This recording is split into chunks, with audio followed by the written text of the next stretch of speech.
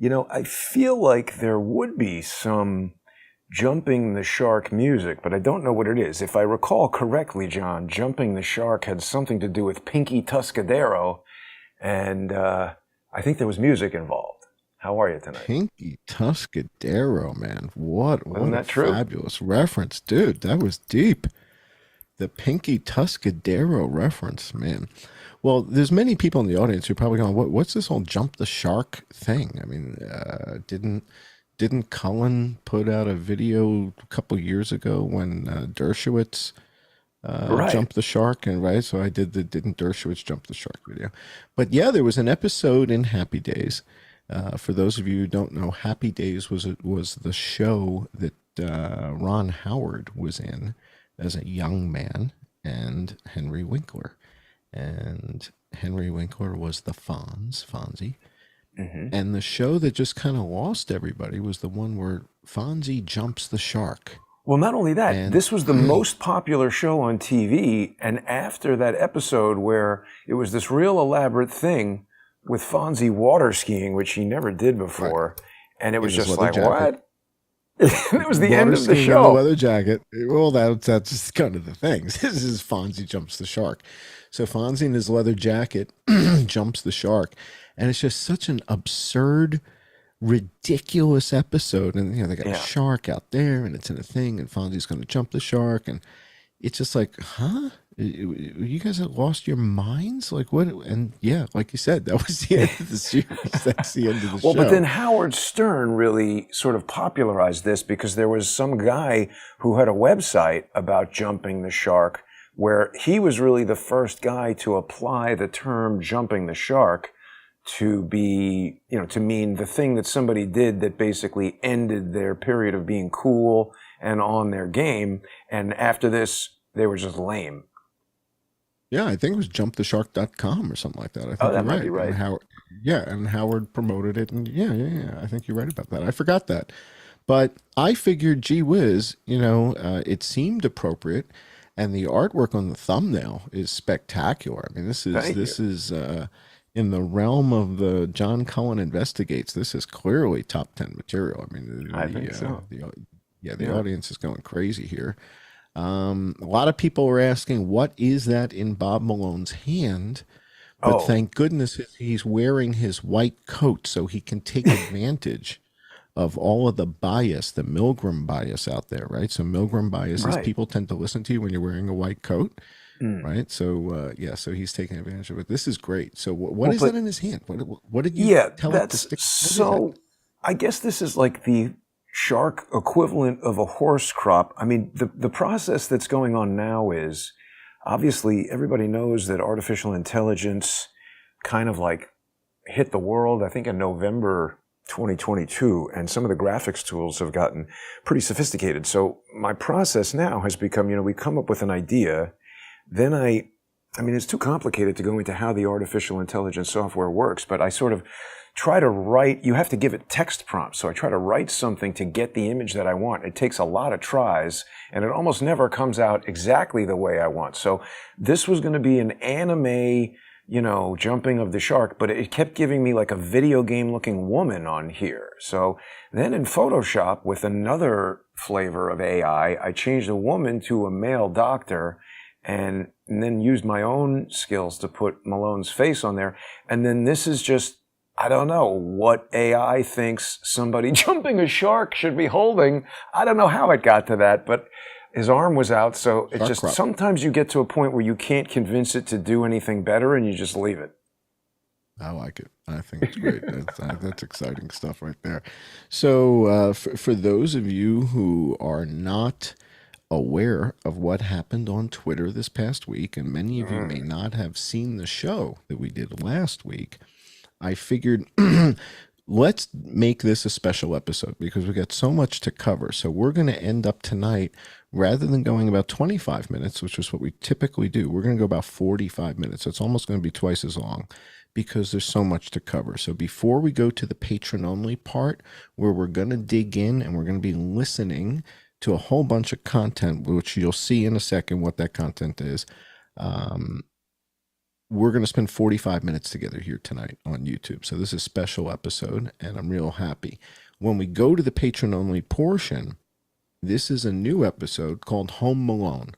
And the Home Malone episode, you guys will be able to see that at Patreon and crowdsource the truth, right? Patreon.com/crowdsource the truth. Well, this is going to be the John Cullen Investigates Christmas Came Early This Year special. And so we're going to go in depth. I think so. Home Malone. Yeah, so tell people how they can see this. So this is after the 45 minutes that we're going to do here on YouTube. Mm-hmm. We're going to go over to, this will be on Odyssey for you, right? You've got right. Everybody's going to be able Patreon. Right. Everybody's going to be able to join us on subscribestar.com/IamJohnCullen, patreon.com/IamJohnCullen, odyssey.com/@crowdsourcethetruth, crowdsourcethetruth.substack.com, and subscribestar.com and patreon.com/crowdsourcethetruth. Now, John, there's something that we're going to be delving into on the John Cullen Investigates Christmas Came Early This Year special, Home Malone, that nobody has heard yet. There was another phone call with Bob Malone earlier today. And I think people, if you heard the first one, this is amazing. This is amazing.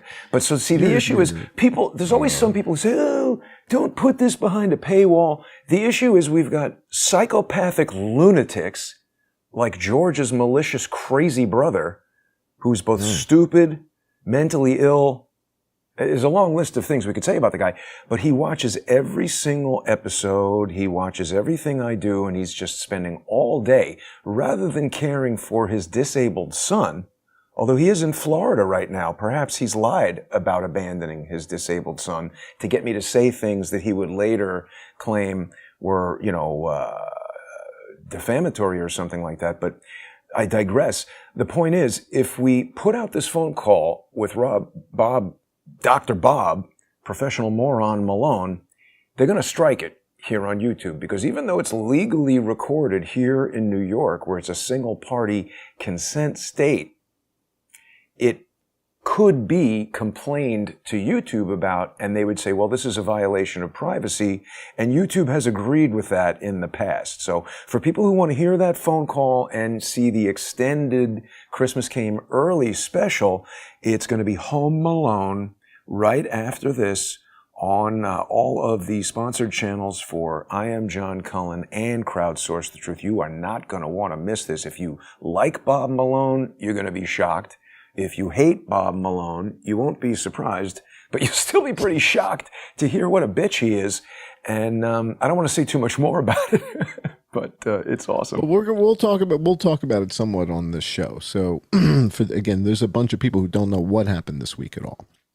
So, they don't know about the first phone call. So, let's take everybody back. Let's go to the deck, and let me just sort of walk people through this week, because this is about, this is sort of the type of week you wait all year for this, right? No pun intended, but you wait. This is a big, what happened this week is kind of big.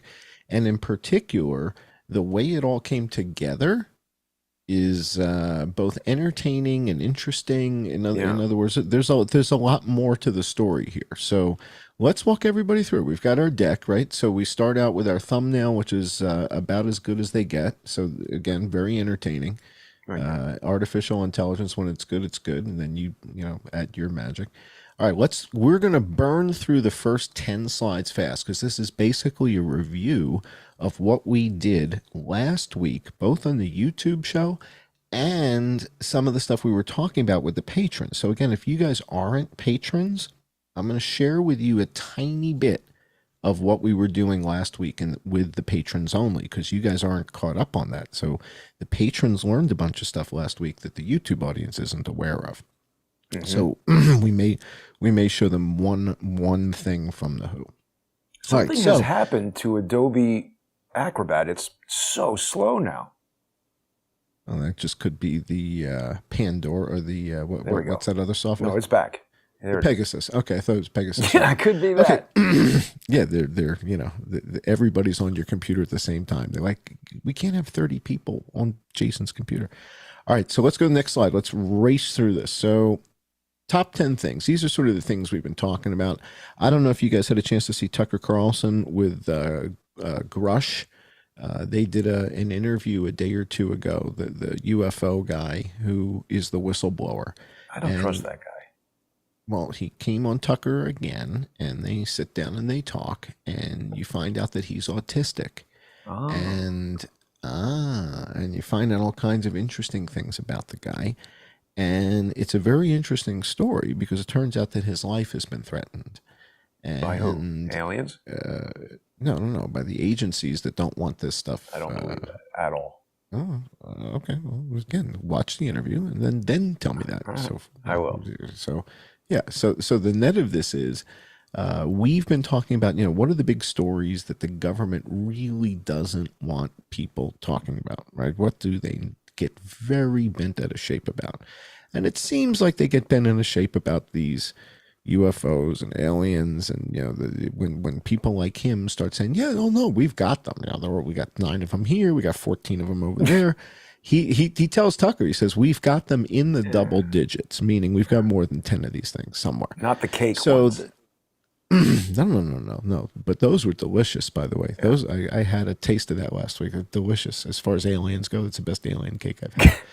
All right, so but other stories, right? So then if you assume that aliens and spaceships are kind of the number one story that gets the government kind of bent out of shape, well, then the second and third on the list are probably neck and neck. I mean, it's kind of hard to say which is one, which is two, but the fact that there potentially might be some monkey business around the 7 million deaths, right? Potentially. If there were monkey business around the 7 million deaths, that's big numbers, man. Deal. That's yeah. That's those are serious numbers. Those are Holocaust type numbers if there was subterfuge. And then we have these ELE type events. Now, the thing with the ELE type event is once they come and go, I don't know that anybody really cares that much. It's history. Like the Nigeria thing? They don't study it? Well, meaning the Nigeria thing and the field hospitals and all that. And it came and it went and nobody really, in other words, somebody brings it up and the kooks believe him and they don't, and who cares? So what? Right? But this other thing with 7 million dead people, that's a little different, right? So I think it's in this order, right? I think it kind of goes in this sequence, and then you guys can kind of fill out the list. And if there's something else that you think is kind of a bigger secret issue cover-up type thing than one of these type 3, you guys put that in the chat or in the comments, and we'll take a look at that. But let's go to the next slide. So something else came to me this week.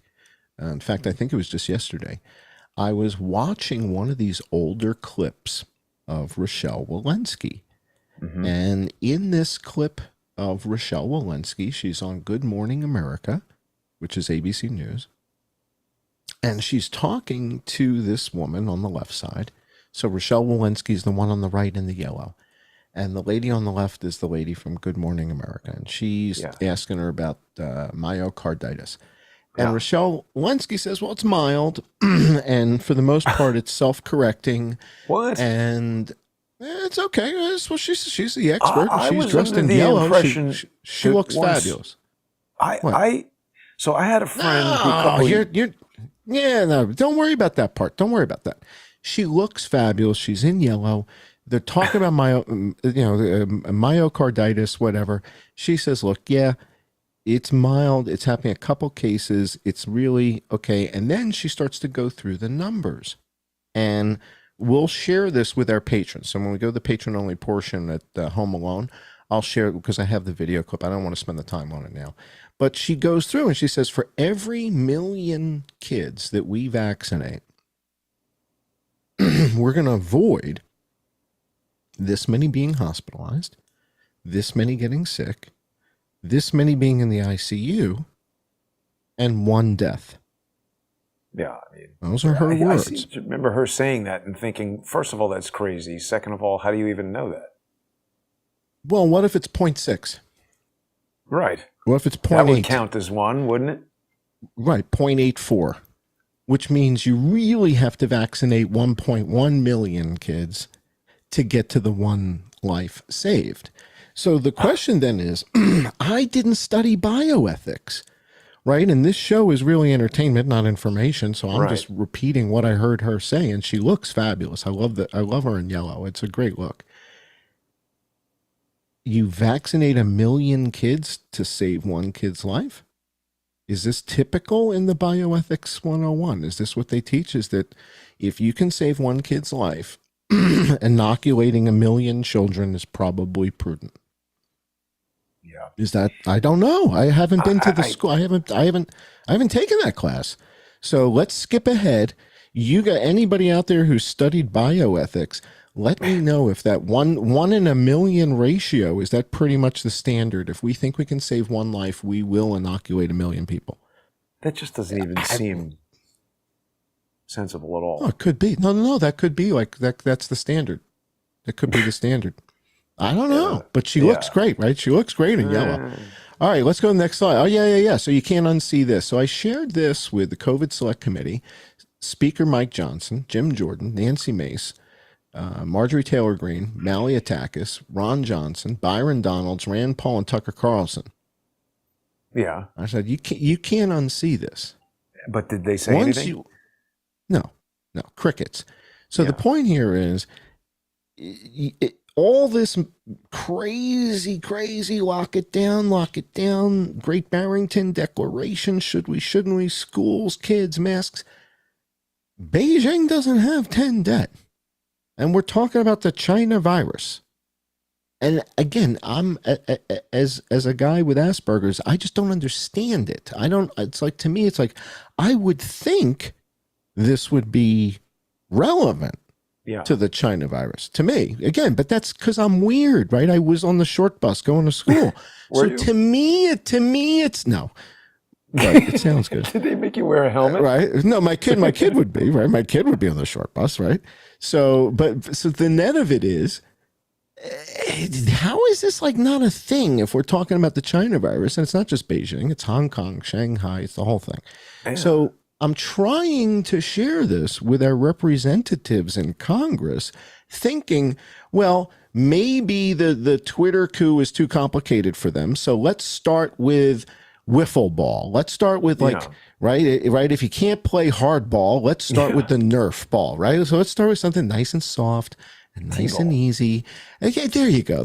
So this is like T-ball. It's like, okay, guys, let's talk about this. You can't figure that out? At the beginning of the pandemic, there weren't 10 dead. Huh? So this is why I'm wondering, maybe Fetterman is no worse than the rest of them. Maybe they're all kind of the same. They just dress better. Well, he's quickly becoming the smartest guy there. It seems, right? I mean, is there a difference? If none of them respond to something this basic, how are they ever going to comprehend what's going on in the DOJ? Yeah. That's complicated, okay? This, to me, this is, You don't get this, huh? You guys don't understand? Okay, let's go to the next slide. Last week's show was a real watershed event. And if you haven't seen last week's show, the reason it's a watershed event is because Ivanka Trump and Mike Pence tweeted something. And it is part of the public record. And you know I have a saying that everything is evidence of something. Right. All right. True. So when Ivanka tweets this thing out and Mike Pence tweets this thing out, now you know it's not a mistake. Right. Now it's been validated, triangulated, corroborated, independently. Corroborated. Fabulous, right? And those are fabulous words right there. Let's go to the next slide, because the kind of the punchline of last week's show was that it was January 11th. Oh, yeah, right. China kicked it off. Right. So this is what we talk about on last week's show, and we're really getting into this with the patrons, and we're saying, look, the net of it is it's January 11th, and the WHO gives us the sequence on January 11th, and on the same day, China reported the first death from the new virus on the same day. So is the same day, it says January 11th, right? So is the same day before January 11th? I think it's the same actual January 11th. It's the same day. Yes. So when you say the same day, you think, so now you've been in the courtroom, you've seen these lawyers work. All right. Yeah. He says on the 11th of January, then he says on the same day. They're talking about the same day. Now that could be before, though, right? That could mean earlier, weeks before, right? That could mean, but not actually the same. Like, in other words, it doesn't what mean about the time actually the same day. difference? What if it's the time zone change? Exactly, or maybe it's daylight savings time? What if it was leap year? And if it's leap year and you're in Indonesia and I'm in Chicago, February. Really, what are we talking about? It's December, right? I mean, come on, right? All right. So there's so much room for interpretation here. Could be anything. It's really easy. Really. It really could. It really could. Yeah. And I guess we'll never know. But I do think they're talking about January 11th that day. Oh, I think. All right. Well, looks maybe. Okay, so January 11th, they shared the genetic sequence, and the first guy died. Right. Yes. On that, but so I heard somebody say that these things were decoupled. Right, from death. Well, no, the date, January 11th, was decoupled from death, is what Dr. Bob Malone told us. And he's a doctor, so obviously nobody died on January 11th. It's a date completely decoupled from death. Must be. Have you ever heard that? But let's read this one more time. So the WHO, this is the WHO, the World Health. Now, who was it that declared the pandemic? Was that Arby's, Burger King, McDonald's, or the WHO? Or the WHO? Who declared the pandemic on a global basis so that we put the airplanes away? Who was it that said, looks like we got a global pandemic here, let's put the airplanes away? I think that was the WHO. So the WHO says on the 11th of January, China shared the genetic sequence of the virus. Fabulous. So we can make our test kits. On the same day, they said, and we got a dead guy. So apparently we had our eye on the virus before this time. Now we have a dead guy on January 11th. Safe to say, do you think we could convince a grand jury that the day that the first guy was reported to be dead was the same day that we got the genetic sequence, January the 11th? Is that safe to say? Witnesses from the WHO. So you call Pete Townsend. Yeah. Well, this is the board of directors. Yeah, Pete. Yeah, we got Pete Townsend. We got the whole band in there. Yeah, absolutely. All right, so let's go to the next slide. So the next slide is from Reuters. And Reuters confirms on January 16th that the second guy died on the 15th.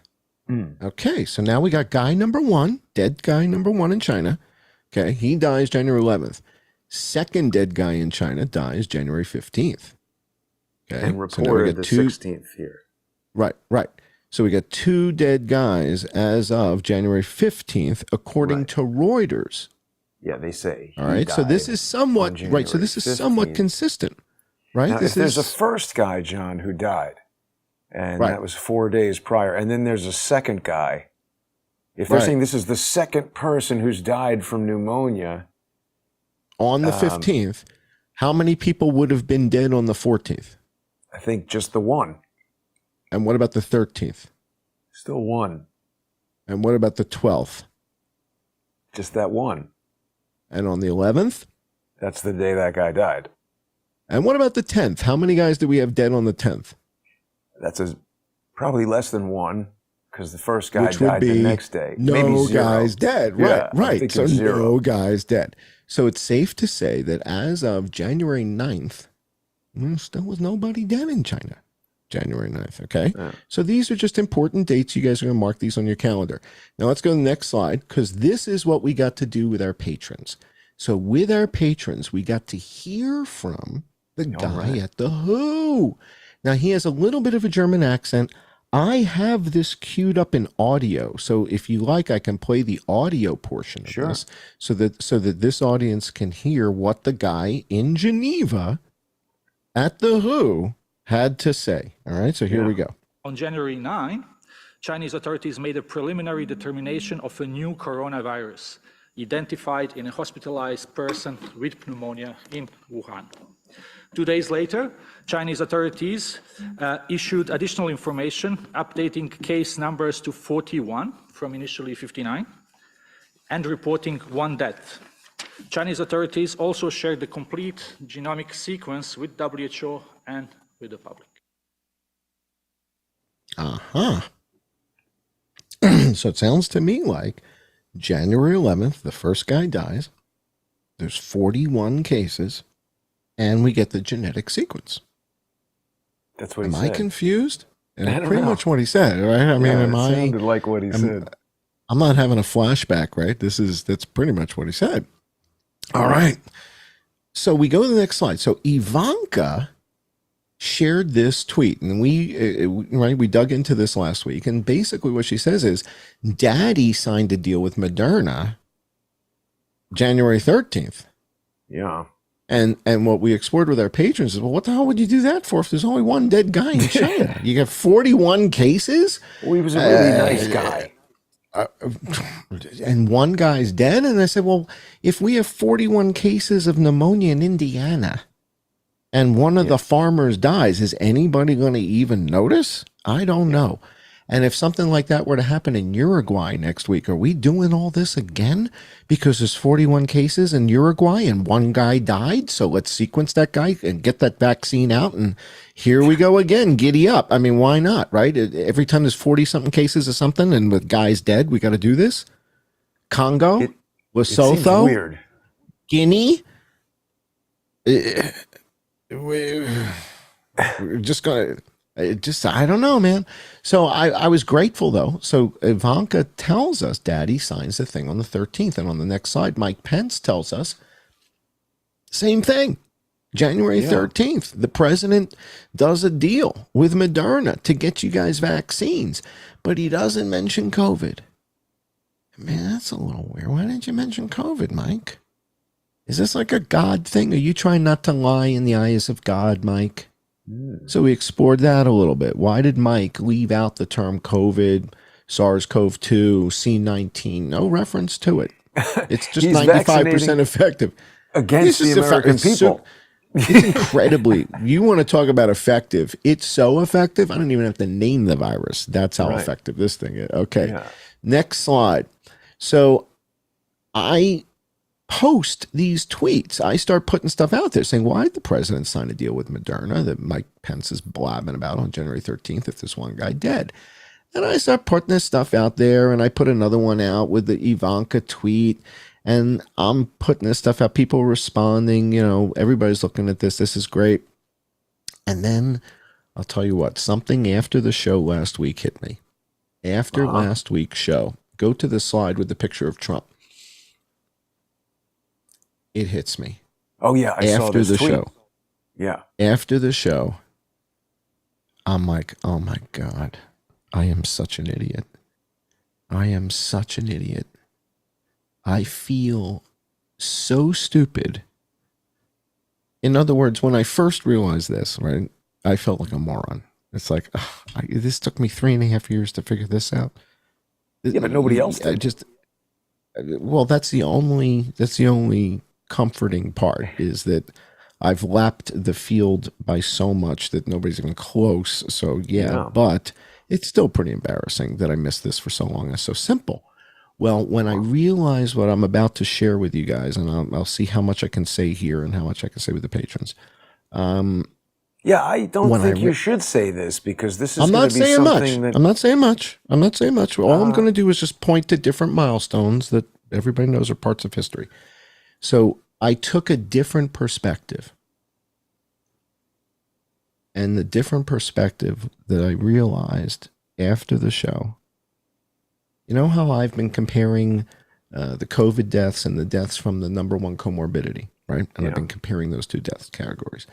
And the number of people that died from the number one comorbidity, just on its own without all the other stuff with the COVID stuff, was 1.2 million since October 2019. But remind us, it was P&I, or what was it? Yeah, P&I. Yeah, P&I. Put pneumonia since and October influenza. 2019. Right, since October 2019. And back in April, when I was interfacing with Laura Ingraham, right? April, May, June 2020. We're going emails back and forth, and I'm sending her the charts, and I'm sending her this, and I'm sending her that, and I'm telling her about the resurrection of the virus, and there's only one other virus that's ever done this before, and we had 4,000 die in a week back in January, February, March. Nobody's saying anything because I'm trying to get her to tell him, because he's asking her about Brazil, and she's asking me, what do I tell him about Brazil? Yeah. Right? So I'm trying to get her to tell him, I think it's this other thing that Fauci's got, right? I could be wrong, but I think it's this other thing that Taubenberger did, right? Mm-hmm. He knew. He knew. He knew long before I knew. Now, what makes me say that? He just signed a contract with Moderna. And there's one guy dead in China in 41 cases. Okay. What did he sign before he signed the thing with Moderna? Wasn't there an executive order for modernization of vaccines that was signed in September of 2019 before Event 201, before the Milken conference where Spectre says we're on eggs, we got to get off of eggs, we need something to disrupt the system? We're going to play that. I found that footage. I'm going to play that for the patrons tonight. So before the Milken conference, before Event 201, the executive order to modernize COVID vaccines? No. This one says influenza, and this is from September 19th, 2019. It's like a long time before. Now, yet... what was already in the record book as of September 19th, 2019? This is what I mean. I'm just piecing this thing together. 6 times more people died in Queensland, Australia than the year before. And Fauci knows all about it. He tells Brett Baer, I was talking to my friends in Australia, and they said, Tony, we got no flu. We got no flu here in Australia. That's such an obvious lie in retrospect. But he tells us he talks to Australia. So that's a tell. Yeah, they know what's happening in Australia. There's 6 times more people that died. In America, we have P&I deaths. I'm not talking about influenza burden. That's the influenza burden is the number that the CDC reports. It's 20,000, 30,000, 50,000, but it's calculated.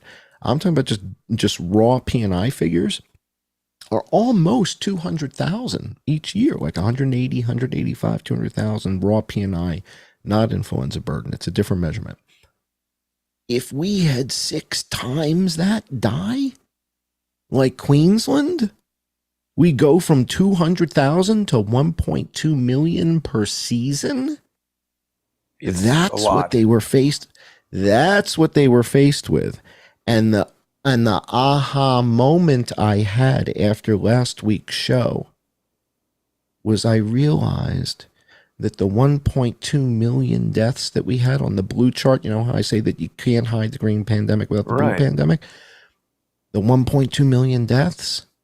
You can't say it on YouTube because that's going to be contradicting official stuff. I thought it was bad. It turns out that's a good result. I think that was good. Because it was a reduction from what it could have been. Yes. And yet there's like secrets in here that we'll talk about with the patrons, but it appears to me that this Vaccine Modernization Act and the Moderna thing, yes, there was some secret CIA subterfuge, DIA, I'll tell the patrons about that. But here's my honest assessment. I think he saved over 10 million American lives. And it's something that he kept saying. again and again. And we're going to play this for the patrons. He was going to these events and he kept saying, we would have had another Spanish flu. Right. We would have had another 1917 Spanish flu. And everybody said, why does he keep calling it 1917 Spanish flu? Everybody else calls it 1918. Yeah, why? We're going to look at that tonight. We're going to look at that with the patrons. I've got the video of him saying it 27 times. Yeah, I noticed that, and I was like, what is he talking about? And so it hits me. He knows exactly what's going on. He's not being subtle. He's not being coy. He's being literal. Yeah. Oh. He's telling you if we didn't do this vaccine, we could have had another Spanish flu. 100 million he was talking about.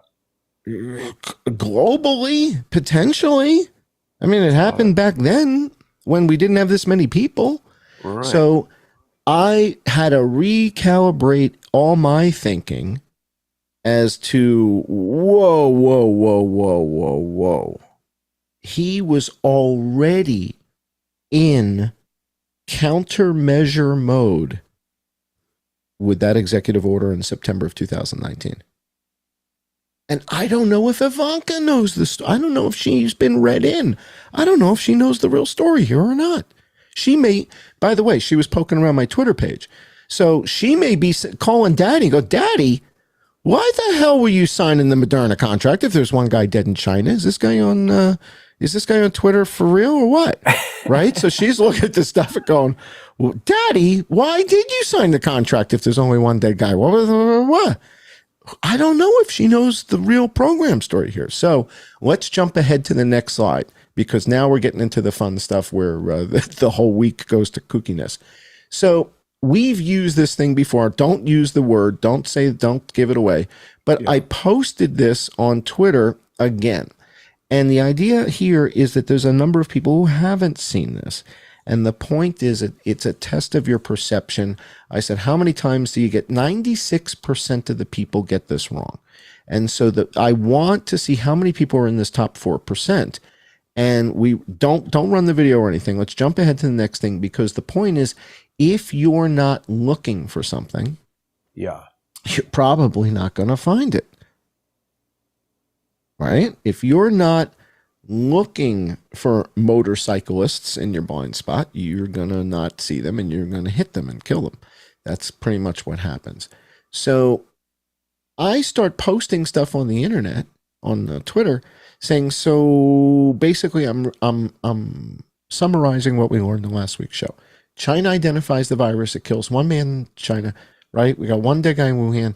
That virus is isolated. They share that with the world and make a vaccine. Why?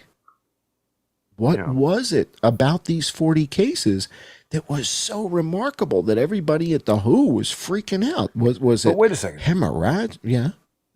So, but I mean, if everything that you're saying is correct, why does China need to share this at all? It's got nothing to do with whatever is happening in China, according to you. Well, I don't know. Again, this is one of those, that's what I mean. Like, if there were 40 cases of pneumonia in Ecuador next week and a guy dies, is this the standard? Is it like, if you get 40 cases and there's a dead guy, dude, it's on. It's on. Well, I don't know. I'm not a virologist, so how the hell, I don't know what the numbers are. I don't know. It is the thing with the vaccines that Walensky was saying. Yeah, we will inoculate 1 million kids to save one kid's life. Absolutely. Yes, that's standard. Everybody knows that. I don't know. I'm not in that business. I was making maps. We weren't doing 1 in 1 million vaccine programs. I don't know anything about that, so I'm just a dummy. Now, the next slide, speaking of just a dummy, on the next slide, we got a whole bunch of guys getting together talking about decoding the elite's control strategy. Okay, that's fascinating with Ed Dowd. Who is that? And Ed Dowd is the guy that was with BlackRock, and he's supposed to be the guy who's doing all the insurance stuff. He's looking at insurance numbers and how many people. Right. Yeah.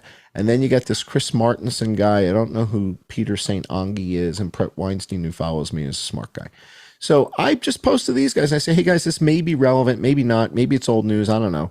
Maybe you guys knew this already, but there was only 41 cases in China and one dead guy when the Moderna deal was signed, right? And I just kind of put that out there. Like, I don't know. Is this Like, you guys covered this, months ago or something. I don't know, or is it relevant?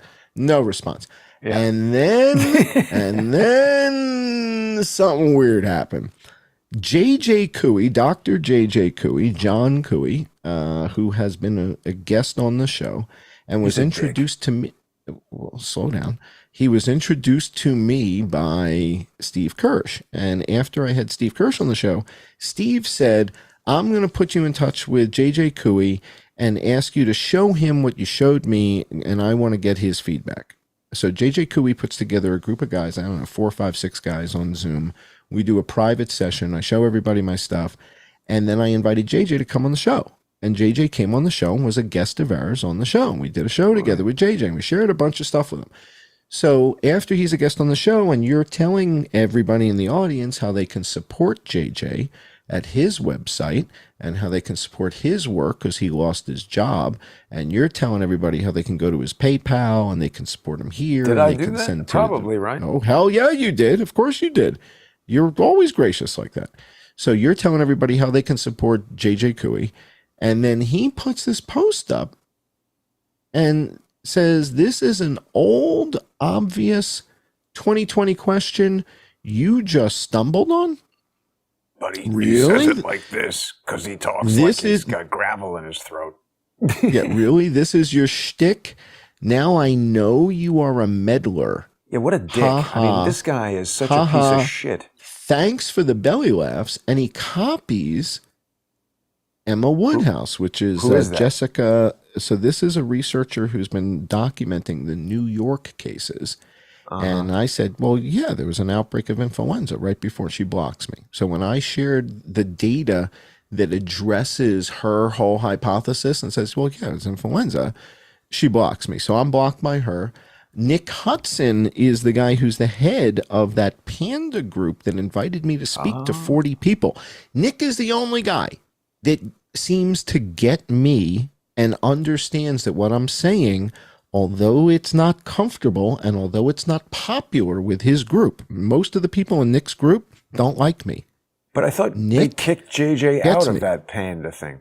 No, that was drastic. That's another group. That was drastic. So he's the scientist that's working for things that sound like hacker groups, is what this guy's doing. Well, no. Oh, no. Nick Hudson's like I'm saying JJ Cooey. Drastic sounds more like anonymous. Hackers. Or, Right. Right. And their little icons and the way they were acting was very hackerish. Yeah. Right. And JJ had mixed things to say. Nick's group, these are professors, PhDs, these are serious people. And he brought together 40 people or so for me to present to privately. And I shared my stuff with them. And many of them like, yeah, we knew all this. Which is another gaslighting technique. Yeah, we knew that influenza disappeared from it. And I was like, no, you didn't. You didn't know that it disappeared from Hungary and Uruguay and Liechtenstein within 28 days of it. You didn't know that because you didn't publish it. Why the hell didn't they say anything? Well, and they're like, well, we were talking about it amongst ourselves. I was like, bullshit. Yeah, so Nick Hudson, I like. Nick seems to be one of the few real genuine guys out there. And again, every time I put something out there that's cognitive dissonance generating, he gets it. He's on board. No, but JJ clearly is shaken by this. So he says I'm a meddler, says this is an old, obvious 2020 question that I just stumbled on. Also, so he's deriding me. I'm a dumbass? But wait a minute. Because also cultural appropriation. He doesn't look Jewish. Is he? Oh, shtick? I don't think he is. Cooey? I don't think so. Yeah, but it's... he probably would say, this is your stick? No, dude. All right, but now the other guy that he copies also blocks me. Wow, so these are people... Yeah. This is like a clique. So in other words... telling you who to block. Well, and it's also like, look, we're the smart kids in the room, right? We're the cool kids. And look, he's like a meddler. Yeah, he's a meddler. Look at him meddling. Oh, this is such an old question about January 2020. We've covered this. Blah, blah, blah, blah, blah. So on the next slide, it shows, we had JJ on the show, man. I mean, he was a guest on the show. It was deep into the mind of J.J. Couey, and this was September 2022, so a little over a year ago. And again, you're telling everybody how to support him. He lost his job, and you're telling everybody how to go to his website and all that. So, yeah, so I just thought it was weird. I was like, well, dude, then, so this is normal, 41 cases and 1 death, and we sequenced, and no response. No response, John, right? Bill is with us on Facebook with a very good point here. Couey worked at Penn. Is that correct? Pittsburgh. University of Pittsburgh. Okay. Sorry, Bill. Slight error there. That's all right. Please continue. All right. We've only got about 5 minutes, 10 minutes left. All right. 5 more minutes. All right. So the next thing that happens is I put this post as I think a response to something. And I said, January 11th was the first SARS-CoV-2 death in China. We took a genetic sequence from one of 41 people when just one person had died. Why? What was so scary about these 41 cases? Genuinely, what was it? And I've got the clip from the guy at the WHO, right, saying it. This is the video clip, and the guy, saying, we got 41 cases, and And Bob Malone responds and says, no, that's not true. But this is the first time he's ever responded to anything you've written, right? Correct. In 2 years since I've been back on Twitter. Hitting him up all the time. All the time. I'm sharing all kinds of stuff with him and McCullough and Corey and all these guys. And it's within minutes of you doing it. Your tweet is an hour, and he responds. It says 1 hour. So it's like within minutes of you tweeting this, he's activated. And J.J. Couey was just all over my butt, right? Like the same day. And I'm like, well, what the hell? What does he mean? It's not true. There's the guy from the WHO. The guy from the WHO is right there. There's the guy from the WHO saying it in the video right there. So which is the not true part? The January 11th part, the 41 cases part, it's the first guy that died, or we got the genetic sequence? I mean, there's only 4 elements to this story, and the video is right there. We hear the guy say it. So I'm kind of dumbfounded. Now, for those of you who don't know who Bob Malone is, he says facts matter, and that's kind of derisive, right? He's a dick, too. But meaning like that he's deriding me, saying facts matter. Of course. Like, go back to the kids' table, little boy. Facts matter. That's not true. Now, on the next slide, you'll see him in his Milgram coat. This is him taking advantage of Milgram bias. Somebody says Couey works for Malone/Kennedy. What is that about? We've seen them.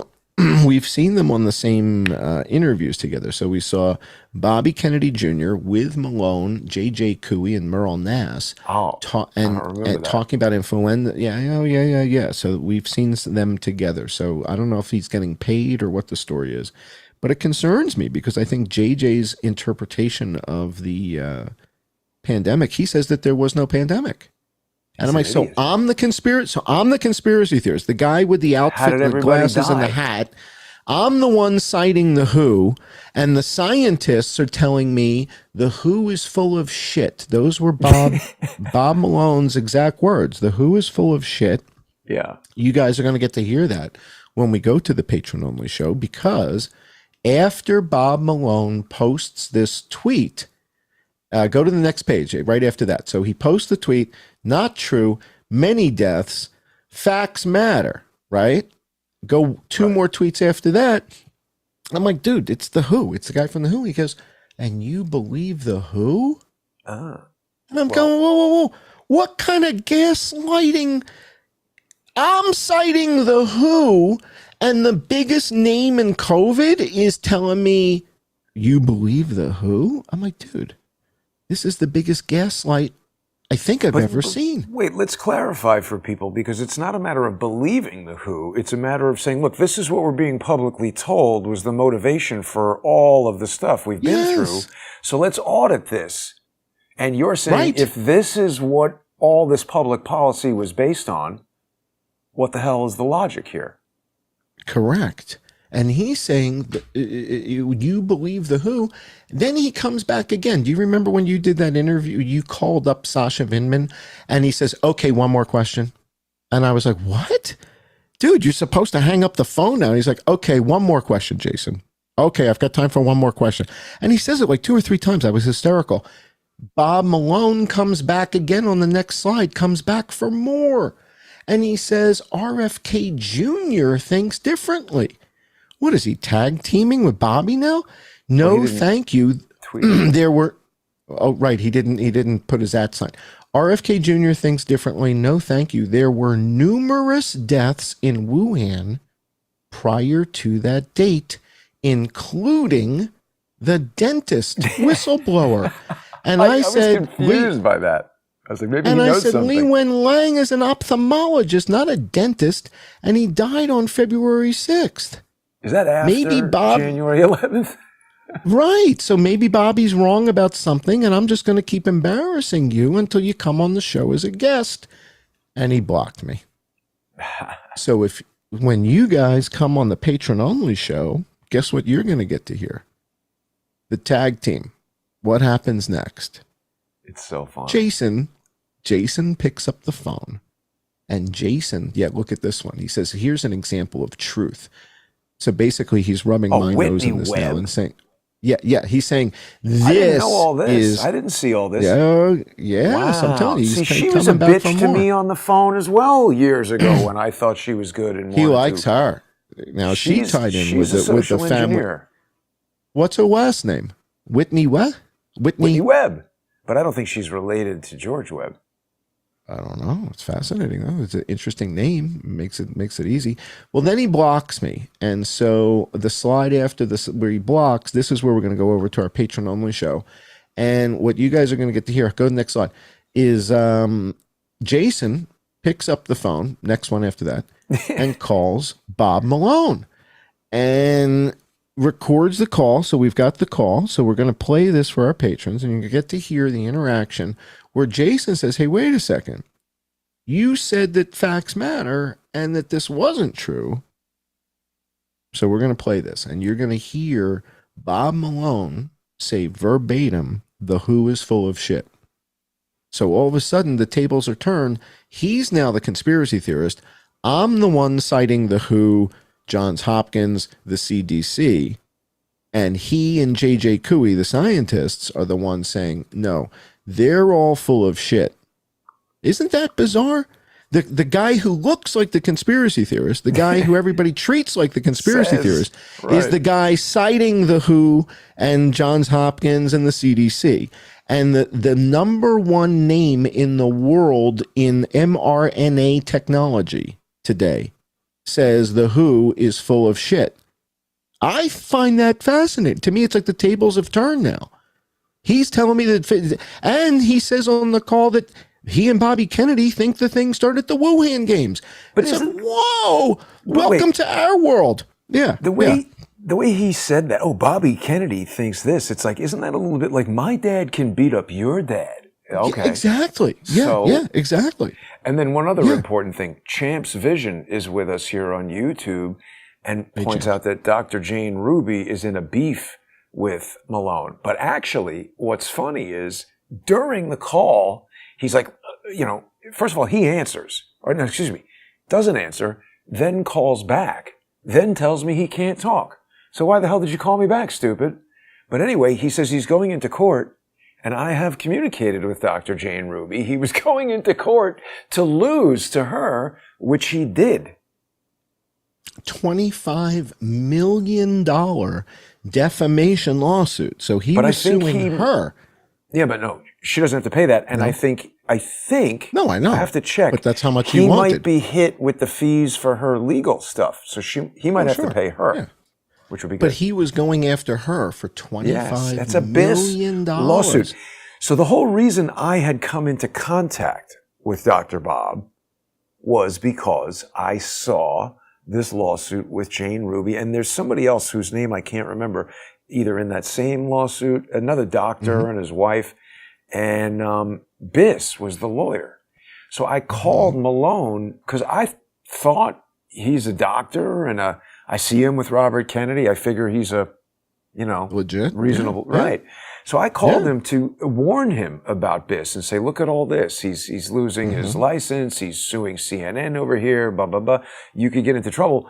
And he was just like, oh, no, I have confidence in BIS. And I was like, dude, but I still didn't put it together that he's an absolute liar. I want people to understand that when you hear these phone calls of me like berating somebody, I didn't just jump right to that. This guy's had like a year of behind the scenes of me vetting him. But John, we're almost out of time. We've got to go over to the sponsor exclusive segment on subscribestar.com/IamJohnCullen, patreon.com/IamJohnCullen, odyssey.com/@crowdsourcethetruth. It's the best place to see all the legacy content, even for free. crowdsourcethetruth.substack.com and subscribestar.com and patreon.com/crowdsourcethetruth. Don't forget, everybody, this is going to be our special John Cullen Investigates Christmas Came Early this year special, Home Malone. And people are going to get to hear a never-before-heard telephone call with this misguided individual that just occurred earlier today. So if you enjoyed that other phone call, your mind is going to be blown. Something so huge has been discovered. I don't even want to say it. People should join us for the sponsor exclusive segment. We're going to be back in 5 minutes. Anything you want to say before we go, John?